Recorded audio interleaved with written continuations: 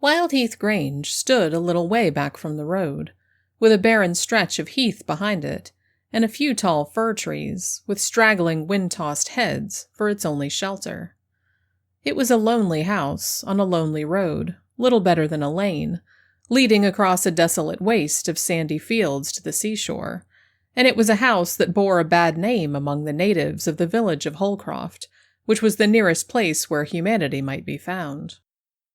It was a good old house, nevertheless, substantially built in the days when there was no stint of stone and timber, a good old grey stone house with many gables, deep window seats, and a wide staircase, long dark passages, hidden doors in queer corners, closets as large as some modern rooms, and cellars in which a company of soldiers might have lain perdu.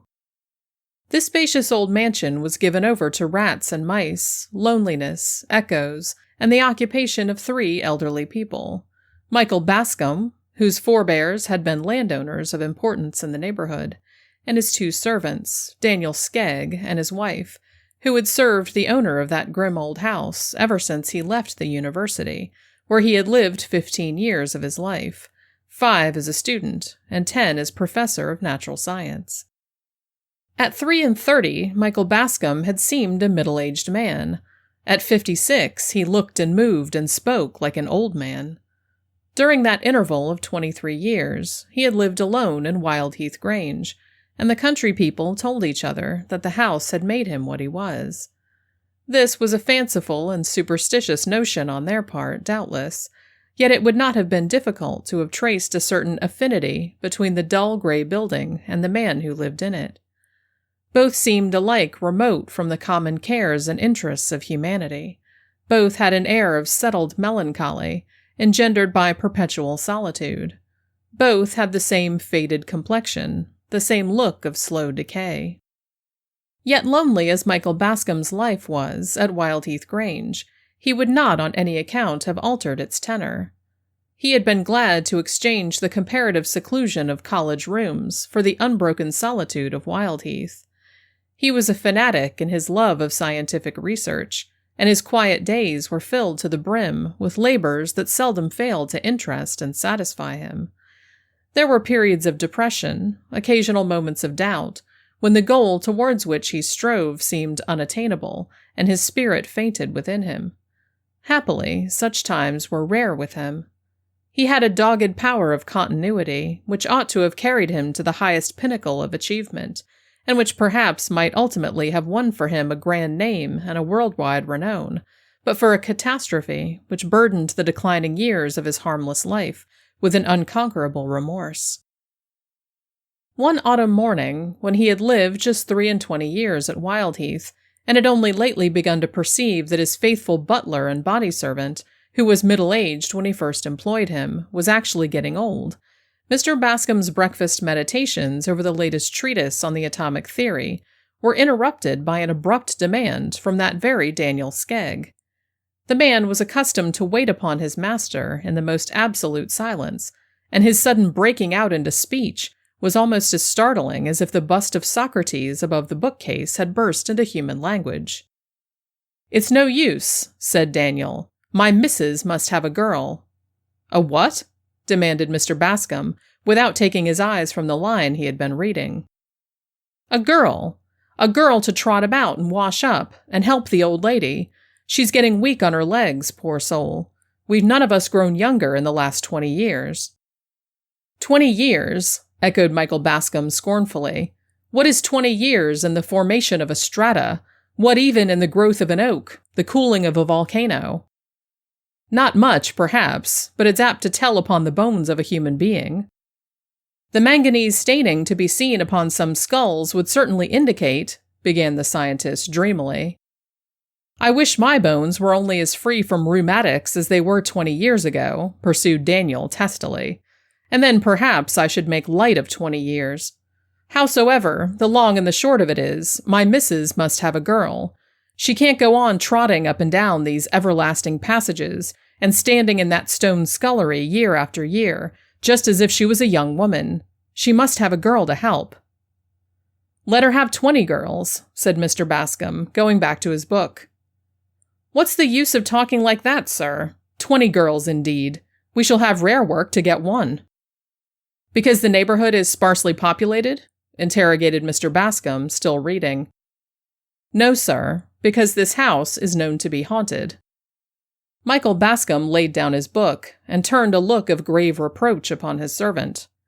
"Skegg," he said in a severe voice, "I thought you had lived long enough with me to be superior to any folly of that kind." "I don't say that I believe in ghosts," answered Daniel with a semi-apologetic air, "but the country people do. There's not a mortal among them that will venture across our threshold after nightfall." "Merely because Anthony Bascom, who led a wild life in London and lost his money and land, came home here broken-hearted and is supposed to have destroyed himself in this house, the only remnant of property that was left him out of a fine estate." "Supposed to have destroyed himself?" cried Skegg. "Why, the fact is as well known as the death of Queen Elizabeth or the Great Fire of London. Why, wasn't he buried at the crossroads between here and Holcroft?" "An idle tradition for which you could produce no substantial proof," retorted Mr. Bascom. "I don't know about proof, but the country people believe it as firmly as they believe their gospel. If their faith in the gospel was a little stronger, they need not trouble themselves about Anthony Bascom." "Well," grumbled Daniel, as he began to clear the table, "a girl of some kind we must get, but she'll have to be a foreigner, or a girl that's hard driven for a place." When Daniel Skegg said a foreigner, he did not mean the native of some distant clime, but a girl who had not been born and bred at Holcroft. Daniel had been raised and reared in that insignificant hamlet, and, small and dull as it was, he considered the world beyond it only margin. Michael Bascom was too deep in the atomic theory to give a second thought to the necessities of an old servant. Mrs. Skegg was an individual with whom he rarely came in contact. She lived, for the most part, in a gloomy region at the north end of the house, where she ruled over the solitude of a kitchen that looked like a cathedral, and numerous offices of the sculler, larder, and pantry class, where she carried on a perpetual warfare with spiders and beetles, and wore her old life out in the labor of sweeping and scrubbing. She was a woman of severe aspect, dogmatic piety, and a bitter tongue. She was a good plain cook, and ministered diligently to her master's wants. He was not an epicure, but liked his life to be smooth and easy, and the equilibrium of his mental power would have been disturbed by a bad dinner. He heard no more about the proposed addition to his household for a space of 10 days, when Daniel Skegg again startled him amidst his studious repose by the abrupt announcement, "I've got a girl." "Oh," said Michael Bascom, "have you?" And he went on with his book. This time he was reading an essay on phosphorus and its functions in relation to the human brain. "Yes," pursued Daniel in his usual grumbling tone, "she was a waif and a stray, or I shouldn't have got her. If she'd been a native, she'd never have come to us." "I hope she's respectable," said Michael. "Respectable? That's the only fault she has, poor thing. She's too good for the place. She's never been in service before, but she says she's willing to work, and I dare say my old woman will be able to break her in.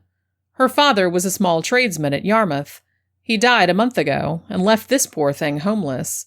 Mrs. Midge at Holcroft is her aunt, and she said to the girl, 'Come and stay with me till you get a place,' and the girl has been staying with Mrs. Midge for the last 3 weeks, trying to hear of a place. When Mrs. Midge heard that my missus wanted a girl to help, she thought it would be the very thing for her niece, Maria. Luckily, Maria has heard nothing about this house, so the poor innocent dropped me a curtsy and said she'd be thankful to come and would do her best to learn her duty. She'd had an easy time of it with her father, who had educated her above her station, like a fool as he was," growled Daniel.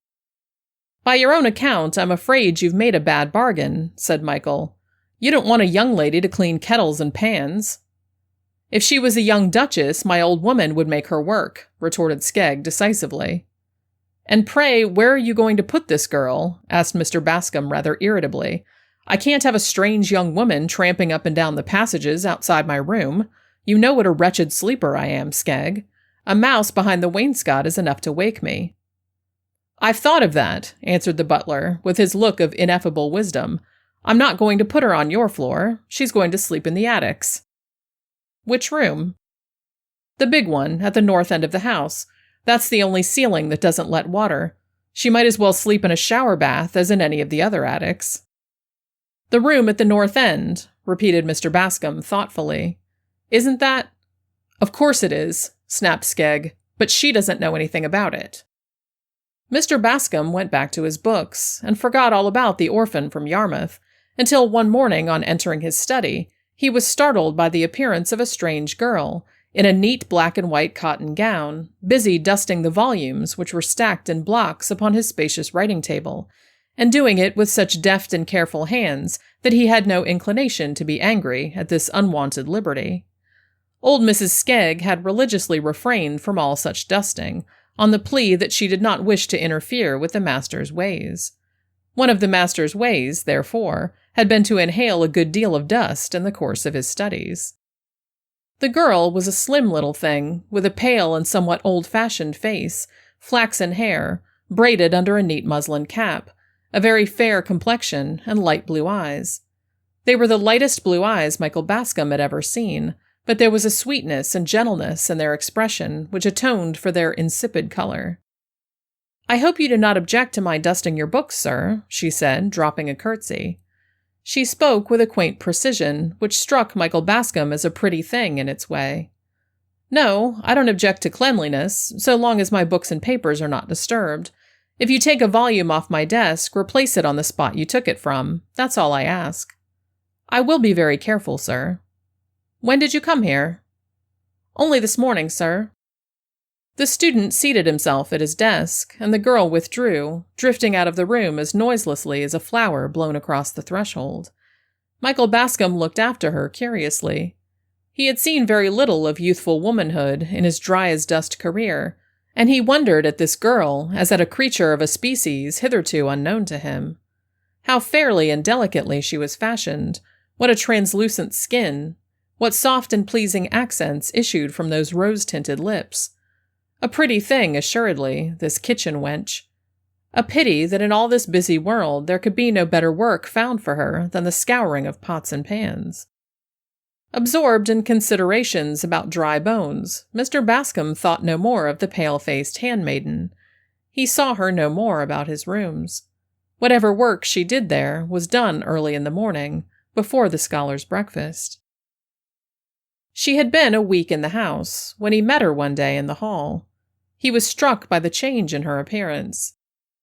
The girlish lips had lost their rosebud hue, the pale blue eyes had a frightened look, and there were dark rings around them, as in one whose nights had been sleepless, or troubled by evil dreams. Michael Bascom was so startled by an indefinable look in the girl's face that, reserved as he was by habit and nature, he expanded so far as to ask her what ailed her. "There is something amiss, I'm sure," he said. "What is it?" "Nothing, sir," she faltered, looking still more scared at his question. "Indeed, it is nothing, or nothing worth troubling you about." "Nonsense. Do you suppose, because I live among books, I have no sympathy with my fellow creatures? Tell me what is wrong with you, child. You have been grieving about the father you have lately lost, I suppose." "No, sir, it is not that. I shall never leave off being sorry for that. It is a grief which will last me all my life." "What, there is something else, then?" asked Michael impatiently. "I see. You are not happy here. Hard work does not suit you. I thought as much." "Oh, sir, please don't think that," cried the girl very earnestly. "Indeed, I am glad to work, glad to be in service. It's only—" She faltered and broke down, the tears rolling slowly from her sorrowful eyes, despite her effort to keep them back. "Only what?" cried Michael, growing angry. "The girl is full of secrets and mysteries. What do you mean, wench?" I know it's very foolish, sir, but I am afraid of the room where I sleep." "Afraid? Why?" "Shall I tell you the truth, sir? Will you promise not to be angry?" "I will not be angry if you will only speak plainly, but you provoke me by these hesitations and suppressions." "And please, sir, do not tell Mrs. Skegg that I have told you. She would scold me, or perhaps even send me away." "Mrs. Skegg shall not scold you. Go on, child." "You may not know the room where I sleep, sir. It is a large room at one end of the house, looking towards the sea. I can see the dark line of water from the window, and I wonder sometimes to think that it is the same ocean I used to see when I was a child at Yarmouth. It is very lonely, sir, at the top of the house. Mr. and Mrs. Skeggs sleep in a little room near the kitchen, you know, sir, and I'm quite alone on the top floor." "Skegg told me you had been educated in advance of your position in life, Maria. I should have thought the first effect of a good education would have been to make you superior to any foolish fancies about empty rooms." "Oh, pray, sir, do not think it is any fault in my education. Father took such pains with me. He spared no expense in giving me as good an education as a tradesman's daughter need wish for. And he was a religious man, sir. He did not believe—" Here she paused, with a suppressed shudder. "In the spirits of the dead appearing to the living, since the days of miracles, when the ghost of Samuel appeared to Saul. He never put any foolish ideas into my head, sir. I hadn't a thought of fear when I first lay down to rest in the big lonely room upstairs." "Well, what then?" "But on the very first night," the girl went on breathlessly, "I felt weighted down in my sleep as if there were some heavy burden laid upon my chest. It was not a bad dream, but it was a sense of trouble that followed me all through my sleep. And just at daybreak, it begins to be light a little after 6, I woke suddenly, with the cold perspiration pouring down my face, and knew that there was something dreadful in the room." "What do you mean by something dreadful? Did you see anything?" "Not much, sir, but it froze the blood in my veins, and I knew it was this that had been following me and weighing upon me all through my sleep. In the corner, between the fireplace and the wardrobe, I saw a shadow, a dim, shapeless shadow." "Produced by an angle of the wardrobe, I dare say." "No, sir, I could see the shadow of the wardrobe, distinct and sharp, as if it had been painted on the wall. This shadow was in the corner, a strange, shapeless mass, or if it had any shape at all, it seemed—" "What?" asked Michael eagerly. "The shape of a dead body hanging against the wall." Michael Bascom grew strangely pale, yet he affected utter incredulity. "Poor child," he said kindly, "you have been fretting about your father until your nerves are in a weak state, and you are full of fancies. A shadow in the corner, indeed. Why, at daybreak every corner is full of shadows. My old coat flung upon a chair will make you as good a ghost as you need care to see." "Oh, sir, I've tried to think it is my fancy, but I've had the same burden weighing me down every night. I've seen the same shadow every morning." "But when broad daylight comes, can you not see what stuff your shadow is made of?" "No, sir, the shadow goes before it is broad daylight." "Of course, just like other shadows. Come, get these silly notions out of your head, or you will never do for the workaday world. I could easily speak to Mrs. Skegg and make her give you another room, if I wanted to encourage you in your folly. But that would be about the worst thing I could do for you. Besides, she tells me that all the other rooms on that floor are damp, and no doubt if she shifted you into one of them, you would discover another shadow in another corner, and get rheumatism into the bargain. No, my good girl, you must try to prove yourself the better for a superior education." "I will do my best, sir," Maria answered meekly, dropping a curtsy. Maria went back to the kitchen sorely depressed. It was a dreary life she led at Wildheath Grange. Dreary by day, awful by night, for the vague burden and the shapeless shadow, which seemed so slight a matter to the elderly scholar, were unspeakably terrible to her. Nobody had told her that the house was haunted, yet she walked about those echoing passages wrapped round with a cloud of fear. She had no pity from Daniel Skegg and his wife. Those two pious souls had made up their minds that the character of the house should be upheld, so far as Maria went. To her, as a foreigner, the Grange should be maintained to be an immaculate dwelling, tainted by no sulphurous blast from the underworld. A willing, biddable girl had become a necessary element in the existence of Mrs. Skegg. That girl had been found, and that girl must be kept. Any fancies of a supernatural character must be put down with a high hand. "Ghosts indeed," cried the amiable Skegg. "Read your Bible, Maria, and don't talk no more about ghosts." "There are ghosts in the Bible," said Maria, with a shiver at the recollection of certain awful passages in the Scripture she knew so well. "Ah, they was in their right place, or they wouldn't have been there," retorted Mrs. Skegg. "You ain't going to pick holes in your Bible, I hope, Maria, at your time of life." Maria sat down quietly in her corner by the kitchen fire and turned over the leaves of her dead father's Bible till she came to the chapters they two had loved best and oftenest read together. He had been a simple-minded, straightforward man, the Yarmouth cabinet-maker, a man full of aspirations after good, innately refined, instinctively religious.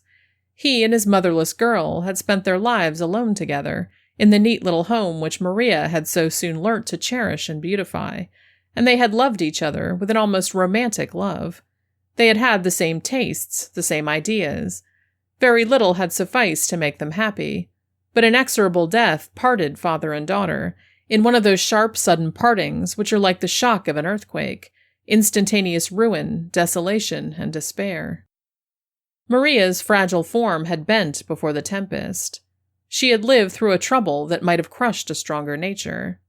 Her deep religious convictions, and her belief that this cruel parting would not be forever, had sustained her. She faced life and its cares and duties with a gentle patience which was the noblest form of courage. Michael Bascom told himself that the servant girl's foolish fancy about the room that had been given her was not a matter of serious consideration. Yet the idea dwelt in his mind unpleasantly and disturbed him at his labors. The exact sciences require the complete power of a man's brain, his utmost attention, and on this particular evening Michael found that he was only giving his work a part of his attention. The girl's pale face, the girl's tremulous tones, thrust themselves into the foreground of his thoughts. He closed his book with a fretful sigh, wheeled his large armchair round to the fire, and gave himself up to contemplation. To attempt study with so disturbed a mind was useless. It was a dull gray evening, early in November. The student's reading lamp was lighted, but the shutters were not yet shut, nor the curtains drawn. He could see the leaden sky outside his windows, the fir tree tops tossing in the angry wind. He could hear the wintry blast whistling amidst the gables, before it rushed off seaward with a savage howl that sounded like a war whoop. Michael Bascom shivered and drew nearer the fire. "It's childish, foolish nonsense," he said to himself. "Yet it's strange she should have that fancy about the shadow, for they say Anthony Bascom destroyed himself in that room.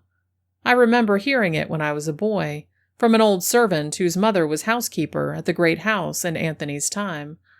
I never heard how he died, poor fellow, whether he poisoned himself or shot himself or cut his throat, but I've been told that was the room. Old Skegg has heard it too. I could see that by his manner when he told me the girl was to sleep there." He sat for a long time, till the gray of evening outside his study windows changed to the black of night, and the war whoop of the wind died away to a low complaining murmur. He sat looking into the fire and letting his thoughts wander back to the past and the traditions he had heard in his boyhood. That was a sad, foolish story of his great-uncle, Anthony Bascom, the pitiful story of a wasted fortune and a wasted life. A riotous collegiate career at Cambridge, a racing stable at Newmarket, an imprudent marriage, a dissipated life in London, a runaway wife, an estate forfeited to moneylenders, and then the fatal end. Michael had often heard that dismal story, how, when Anthony Bascom's fair, false wife had left him, when his credit was exhausted, and his friends had grown tired of him, and all was gone except Wildheath Grange, Anthony, the broken-down man of fashion, had come to that lonely house unexpectedly one night, and had ordered his bed to be got ready for him in the room where he used to sleep when he came to the place for the wild duck shooting in his boyhood. His old blunderbuss was still hanging over the mantelpiece, where he had left it when he came into the property, and could afford to buy the newest thing in fowling pieces. He had not been to Wildheath for 15 years. For a good many of those years he had almost forgotten that the dreary old house belonged to him. The woman who had been housekeeper at Bascom Park, till house and lands had passed into the hands of the moneylenders, was at this time the sole occupant of Wildheath.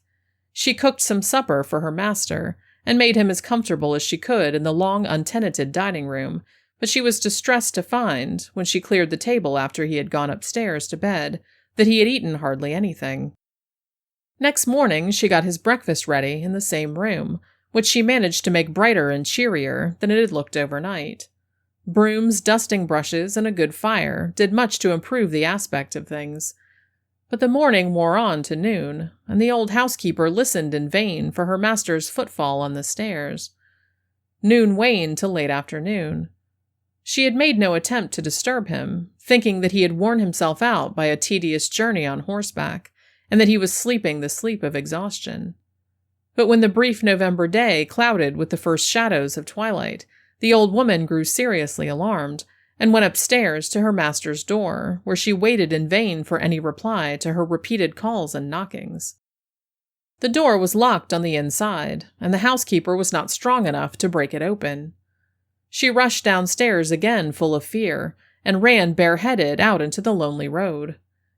There was no habitation nearer than the turnpike on the old coach road, from which this side road branched off to the sea. There was scanty hope of a chance passerby.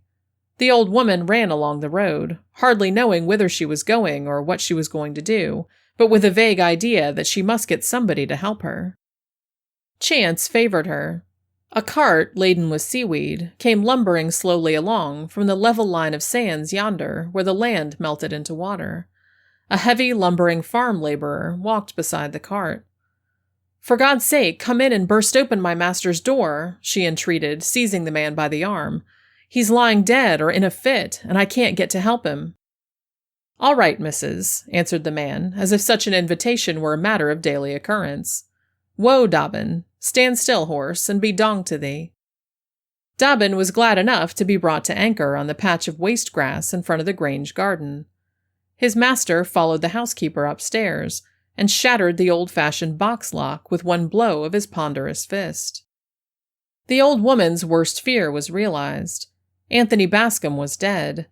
But the mode and manner of his death Michael had never been able to learn. The housekeeper's daughter, who told him the story, was an old woman when he was a boy. She had only shaken her head when he questioned her too closely. She had never even admitted that the old squire had committed suicide.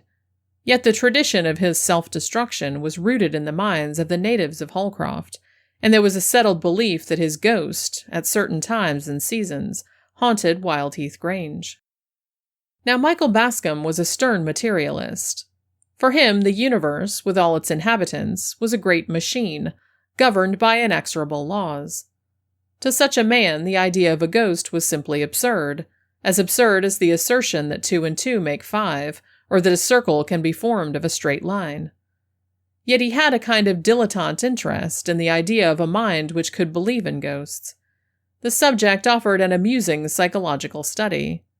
This poor little pale girl, now, had evidently got some supernatural terror into her head, which could only be conquered by rational treatment.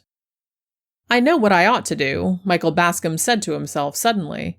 "I'll occupy that room myself tonight, and demonstrate to this foolish girl that her notion about the shadow is nothing more than a silly fancy, bred of timidity and low spirits. An ounce of proof is better than a pound of argument.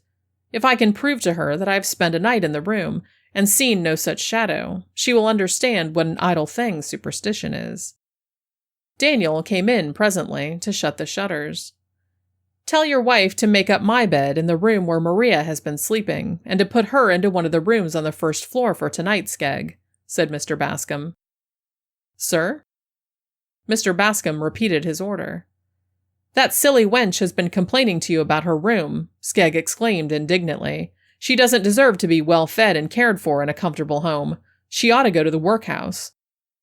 "Don't be angry with the poor girl, Skegg. She has taken a foolish fancy into her head, and I want to show her how silly she is," said Mr. Bascom. "And you want to sleep in that room yourself," said the butler. "Precisely."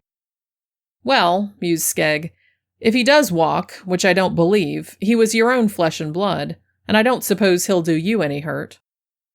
When Daniel Skegg went back to the kitchen, he railed mercilessly at poor Maria, who sat pale and silent in her corner by the hearth, darning old Mrs. Skegg's grey-worsted stockings, which were the roughest and harshest armor that ever human foot clothed itself withal.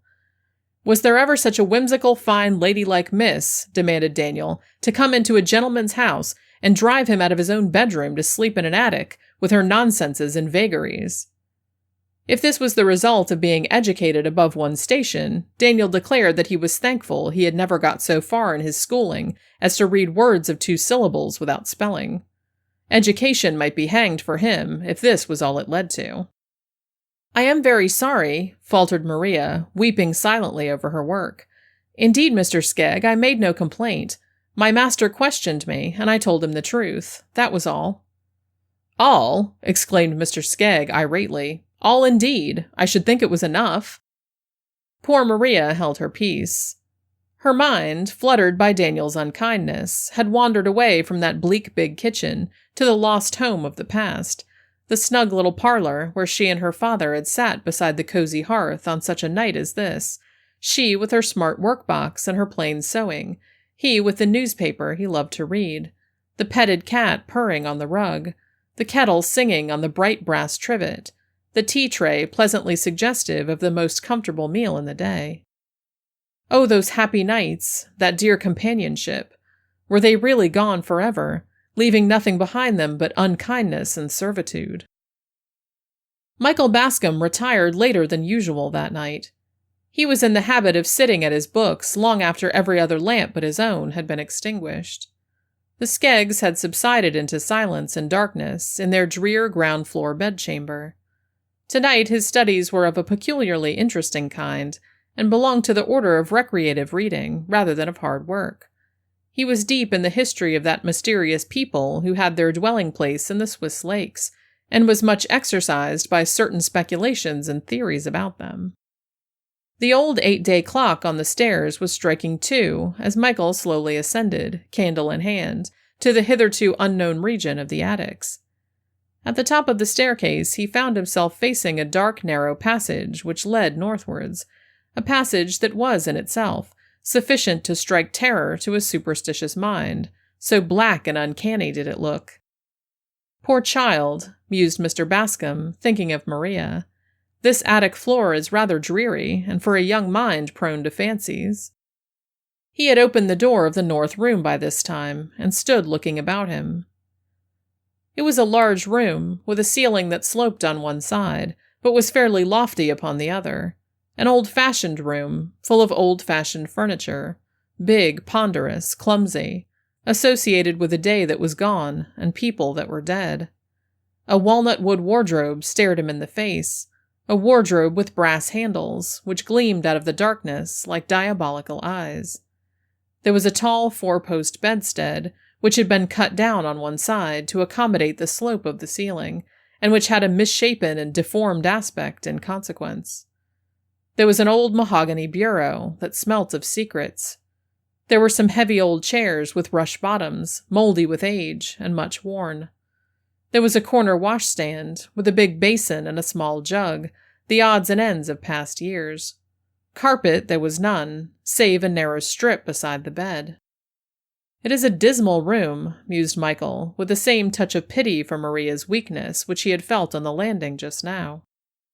To him it mattered nothing where he slept, but having let himself down to a lower level by his interest in the Swiss lake people, he was in a manner humanized by the lightness of his evening's reading, and was even inclined to compassionate the weaknesses of a foolish girl.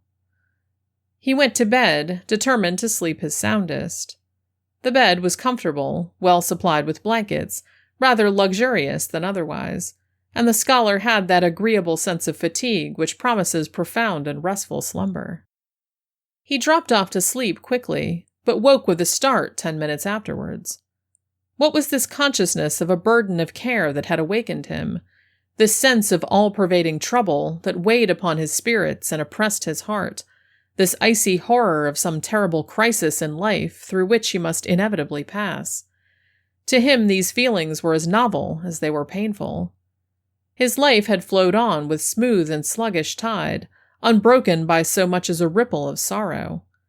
Yet tonight he felt all the pangs of unavailing remorse, the agonizing memory of a life wasted, the stings of humiliation and disgrace, shame, ruin, a hideous death which he had doomed himself to die by his own hand. These were the horrors that pressed him round and weighed him down as he lay in Anthony Bascom's room. Yes, even he, the man who could recognize nothing in nature, or in nature's God, better or higher than an irresponsible and invariable machine governed by mechanical laws, was fain to admit that here he found himself face to face with a psychological mystery. This trouble, which came between him and sleep, was the trouble that had pursued Anthony Bascom on the last night of his life. So had the suicide felt as he lay in that lonely room, perhaps striving to rest his wearied brain with one last earthly sleep before he passed to the unknown intermediate land where all is darkness and slumber. And that troubled mind had haunted the room ever since. It was not the ghost of the man's body that returned to the spot where he had suffered and perished, but the ghost of his mind, his very self, no meaningless simulacrum of the clothes he wore and the figure that filled them. Michael Bascom was not the man to abandon his high ground of skeptical philosophy without a struggle.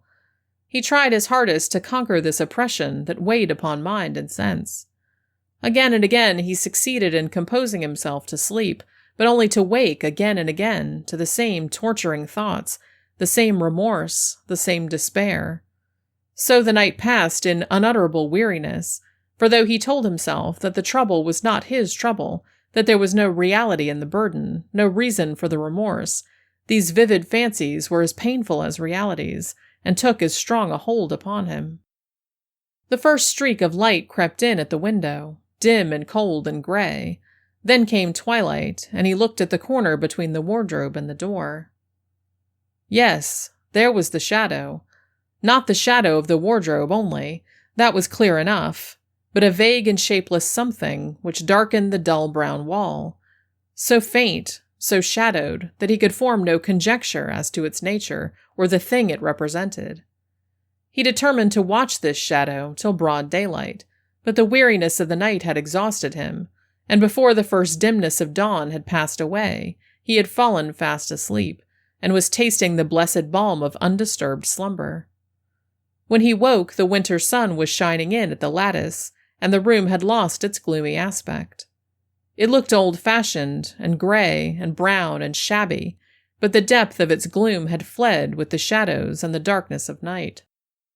Mr. Bascom rose, refreshed by a sound sleep, which had lasted nearly 3 hours. He remembered the wretched feelings which had gone before that renovating slumber, but he recalled his strange sensations only to despise them, and he despised himself for having attached any importance to them. Indigestion, very likely, he told himself, or perhaps mere fancy, engendered of that foolish girl's story. The wisest of us is more under the dominion of imagination than he would care to confess. Well, Maria shall not sleep in this room any more. There is no particular reason why she should, and she shall not be made unhappy to please old Skegg and his wife. When he had dressed himself in his usual leisurely way, Mr. Bascom walked up to the corner where he had seen or imagined the shadow, and examined the spot carefully. At first sight he could discover nothing of a mysterious character. There was no door in the papered wall, no trace of a door that had been there in the past. There was no trapdoor in the worm-eaten boards. There was no dark, ineradicable stain to hint at murder. There was not the faintest suggestion of a secret or a mystery. He looked up at the ceiling. That was sound enough, save for a dirty patch here and there where the rain had blistered it. Yes, there was something, an insignificant thing, yet with a suggestion of grimness which startled him. About a foot below the ceiling, he saw a large iron hook projecting from the wall, just above the spot where he had seen the shadow of a vaguely defined form. He mounted on a chair, the better to examine this hook, and to understand, if he could, the purpose for which it had been put there. It was old and rusty. It must have been there for many years. Who could have placed it there, and why? It was not the kind of hook upon which one would hang a picture or one's garments. It was placed in an obscure corner. Had Anthony Bascom put it there on the night he died, or did he find it there ready for a fatal use?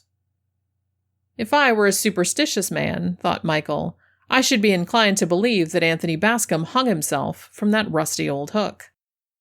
"Sleep well, sir?" asked Daniel, as he waited upon his master at breakfast. "Admirably," answered Michael, determined not to gratify the man's curiosity. He had always resented the idea that Wildheath Grange was haunted. "Oh, indeed, sir. You were so late that I fancied—" "Late, yes. I slept so well that I overshot my usual hour for waking. But by the way, Skegg, as that poor girl objects to the room, let her sleep somewhere else. It can't make any difference to us, and it may make some difference to her." "Humph," muttered Daniel in his grumpy way. "You didn't see anything queer up there, did you?" "See anything? Of course not." "Well then, why should she see things? It's all her silly fiddle-faddle." "Never mind. Let her sleep in another room." "There ain't another room on the top floor that's dry." "Then let her sleep on the floor below. She creeps about quietly enough, poor little timid thing. She won't disturb me." Daniel grunted, and his master understood the grunt to mean obedient assent, but here Mr. Bascom was unhappily mistaken. The proverbial obstinacy of the pig family is as nothing compared with the obstinacy of a cross-grained old man, whose narrow mind has never been illuminated by education. Daniel was beginning to feel jealous of his master's compassionate interest in the orphan girl. She was a sort of gentle, clinging thing that might creep into an elderly bachelor's heart unawares, and make herself a comfortable nest there. "We shall have fine carryings on, and me and my old woman will be nowhere if I don't put down my heel pretty strong upon this nonsense," Daniel muttered to himself as he carried the breakfast tray to the pantry. Maria met him in the passage. "Well, Mr. Skegg, what did my master say?" she asked breathlessly. "Did he see anything strange in the room?" "No, girl. What should he see? He said you were a fool." "Nothing disturbed him? And he slept there peacefully?" faltered Maria. "Never slept better in his life. Now don't you begin to feel ashamed of yourself?" "Yes," she answered meekly. "I am ashamed of being so full of fancies. I will go back to my room tonight, Mr. Skegg, if you like, and I will never complain of it again." "I hope you won't," snapped Skegg. "You've given us trouble enough already." Maria sighed and went about her work in saddest silence. The day wore slowly on, like all other days in that lifeless old house. The scholar sat in his study. Maria moved softly from room to room, sweeping and dusting in the cheerless solitude. The midday sun faded into the gray of afternoon, and evening came down like a blight upon the dull old house. Throughout that day, Maria and her master never met. Anyone who had been so far interested in the girl as to observe her appearance would have seen that she was unusually pale, and that her eyes had a resolute look, as of one who was resolved to face a painful ordeal. She ate hardly anything all day. She was curiously silent. Skegg and his wife put down both these symptoms to temper. "She won't eat and she won't talk," said Daniel to the partner of his joys. "That means sulkiness, and I never allowed sulkiness to master me when I was a young man, and you tried it on as a young woman, and I'm not going to be conquered by sulkiness in my old age." Bedtime came, and Maria bade the Skeggs a civil good night, and went up to her lonely garret without a murmur. The next morning came, and Mrs. Skegg looked in vain for her patient handmaiden when she wanted Maria's services in preparing the breakfast. "The wench sleeps sound enough this morning," said the old woman. "Go and call her, Daniel. My poor legs can't stand them stairs." "Your poor legs are getting uncommon useless," muttered Daniel testily, as he went to do his wife's behest. He knocked at the door and called Maria, once, twice, thrice, many times, but there was no reply. He tried the door and found it locked. He shook the door violently, cold with fear. Then he told himself that the girl had played him a trick. She had stolen away before daybreak and left the door locked to frighten him. But no, this could not be, for he could see the key in the lock when he knelt down and put his eye to the keyhole. The key prevented his seeing into the room. "She's in there, laughing in her sleeve at me," he told himself, "but I'll soon be even with her." There was a heavy bar on the staircase, which was intended to secure the shutters of the window that lighted the stairs. It was a detached bar, and always stood in a corner near the window, which it was but rarely employed to fasten. Daniel ran down to the landing, and seized upon this massive iron bar, and then ran back to the garret door. One blow from the heavy bar shattered the old lock, which was the same lock the carter had broken with his strong fist 70 years before. The door flew open, and Daniel went into the attic which he had chosen for the stranger's bedchamber. Maria was hanging from the hook in the wall. She had contrived to cover her face decently with her handkerchief. She had hanged herself deliberately about an hour before Daniel found her in the early gray of morning. The doctor, who was summoned from Holcroft, was able to declare the time at which she had slain herself, but there was no one who could say what sudden access of terror had impelled her to the desperate act, or under what slow torture of nervous apprehension her mind had given way. The coroner's jury returned the customary merciful verdict of temporary insanity. The girl's melancholy fate darkened the rest of Michael Bascom's life. He fled from Wildheath Grange as from an accursed spot, and from the Skeggs as from the murderers of a harmless, innocent girl. He ended his days at Oxford, where he found the society of congenial minds and the books he loved. But the memory of Maria's sad face and sadder death was his abiding sorrow. Out of that deep shadow, his soul was never lifted.